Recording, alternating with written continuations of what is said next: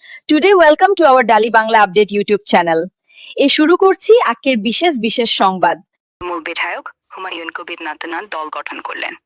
জনতার অন্যান্য পার্টি তবে দল দিকে তৃণমূল সরকার উৎখাতের হুমকি দিলেন।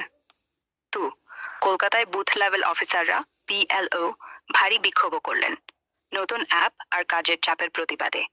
পুলিশের সঙ্গে ধস্তাধস্তি হয়েছে। 3 মমতা বন্দ্যোপাধ্যায় বললেন, যতই সায়ার করো বাংলা তোমাদের বিজেপির হবে না। দিল্লি কেড়ে নেওয়ার হুঁশিয়ারিও দিলেন। 4 মিঠুন চক্রবর্তী বললেন, পশ্চিমবঙ্গকে বাংলাদেশে হতে দেব না।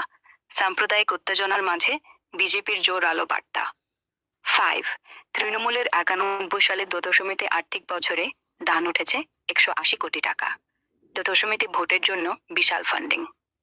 6 SIR এ ভোটার লিস্ট থেকে বাদ পড়া নিয়ে তৃণমূল বিজেপি তুমুল তর্ক। মমতা বলছেন ECI বিজেপির পক্ষে কাজ করছে। 7 হুমায়ুন কবির মমতাকে RSS এর সঙ্গে যোগ বলে অভিযোগ করলেন। মুর্শিদাবাদে তৃণমূলকে শূন্য করার চ্যালেঞ্জ। 8 মালদায় AIMIM আরও সক্রিয় হচ্ছে। দশমীতে ভোটের আগে মুসলিম ভোট ব্যাংকে নতুন লড়াই।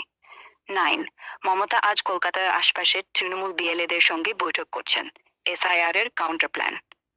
10 বাবরি মসজিদ ইস্যুতে মুর্শিদাবাদে উত্তেজনা অব্যাহত। হুমায়ুনের নতুন দল এখান থেকেই বড় ধাক্কা দেওয়ার